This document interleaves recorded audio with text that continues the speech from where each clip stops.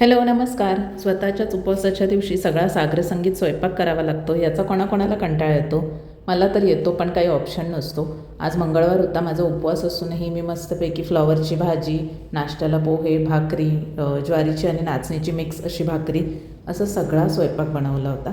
कारण माझा उपवास होता, घरातल्यांना तर जेवण पाहिजेच ना म्हणून. तर मग ह्यातलं मी काहीच खाल्लं नाही आणि मी माझ्यासाठी काय बनवलं होतं आणि मी काय खाल्लं हे पुढे शेअर करतेच. हे सगळं बनवून मस्तपैकी फ्रेश होऊन रेडी होऊन मी ऑफिसला निघाले.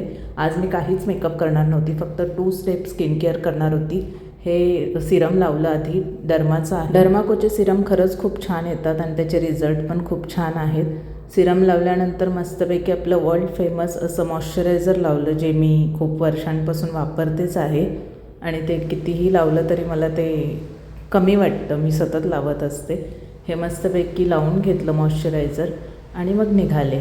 आपला मूड जर आतून छान असेल ना तर आपण खूप छानच वाटतो स्वतःला, बिना मेकअपसुद्धा. तसंच काहीसं माझं झालं होतं. आज मस्तपैकी मी छान रेडी झाले होते असं मला वाटत होतं, जेव्हा की मी फक्त स्किन केअर केलं होतं आणि हेअर कॉम केले होते. पण स्वतःलाच मी स्वतः खूप छान आणि मस्त अशी वाटत होती. सध्या स्किन पण खूप छान झाली आहे. स्किन केअरमध्ये मी थोडेसे बदल केले आहेत. मी सध्या सनस्क्रीन लावत नाही आहे, कारण तेवढा सन एक्सपोजर होतच नाही म्हणून. मी छान वाटत होती, मला स्वतःलाच मस्त स्किन ग्लो करत होती. तरी म्हणून मी वरतून स्कार्फ बांधून मी निघाले ऑफिसला. हा स्कार्फ मी स्किन किंवा हेअरसाठी नाही बांधला आहे, तर ऑफिस एरियामध्ये खूप जास्त रोडची कामं आणि कन्स्ट्रक्शन चालू आहेत म्हणून बांधला होता. अशी मस्तपैकी छान पॅक रेडी होऊन निघाले ऑफिसला.